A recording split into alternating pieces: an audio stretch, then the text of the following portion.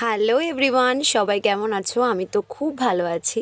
তো আজকে আমি বেরিয়ে পড়লাম তমালি ম্যাডামের সাথে দেখা করতে। আর ওর জন্য নিয়ে নিলাম বাবুই বইটা, ও পড়বে। এটা অ্যাকচুয়ালি অর্পিতার বই, আমাকে দিয়েছিল পড়তে, আমার পড়া হয়ে গেছে, এবার এটা ট্রান্সফার হয়ে যাচ্ছে তমুর কাছে। আর নিয়ে নিয়েছিলাম ওর জন্য একটা গিফট, যেটা আমি অর্ডার করেছিলাম ওর জন্য।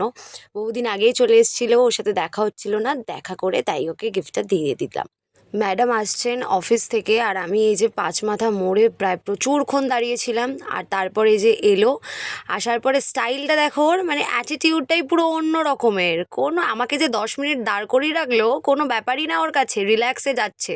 তারপরে একটু চলে গেছিলাম উত্তরের আড্ডায়। উত্তরের আড্ডায় যাওয়ার পথে আমার এনার সাথে দেখা করাটা ভীষণ জরুরি। আমি প্রত্যেকবারেই দেখা করি এনার সাথে।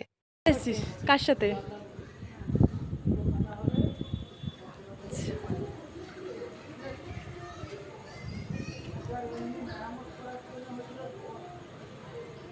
আর উত্তরের আড্ডায় দেখা করার পর, মানে ওখানে একটু চাটা খাওয়ার পর প্রচণ্ড গরম লাগছিল, ভাবলাম একটু দেশবন্ধু পার্কের মাঠে গিয়ে বসি।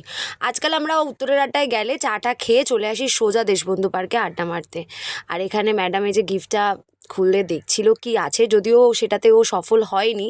এটা হচ্ছে অ্যাকচুয়ালি দেওয়ালে একটা ওই ফটো রাখার ফ্রেম মতো, যেখানে তুমি অনেকগুলো ফটো রাখতে পারবে। তো এটা দেখে আমার খুব পছন্দ হয়ে গেছিলো, ভেবেছিলাম এটা আমি তমুকে দেবো। তো বার্থডের দিনই আমি দিতে পারিনি, তার জন্য সরি। এটা দিতে দিতে অনেকটা লেট হয়ে গেল। তো গিফটটা কিন্তু ওর খুব পছন্দ হয়েছে। আমি বলেছি তুই এটা তোর ঘরে সেট করবি, আর সেখানে অবশ্যই আমার, অর্পিতার, আমাদের ফটো রাখতেই হবে।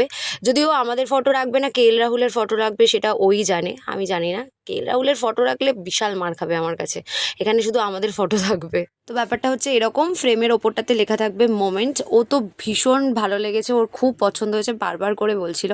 তো ওখানে অনেকক্ষণ আড্ডা টাড্ডা মারলাম, তারপরে বেরিয়ে পড়লাম। আমাদের বাড়ি ফিরতে হবে, ওকেও ফিরতে হবে, আমাকেও ফিরতে হবে। তো ব্লগটা এইটুকুনি এখন, টাটা, সবাই ভালো থেকো, সুস্থ থেকো।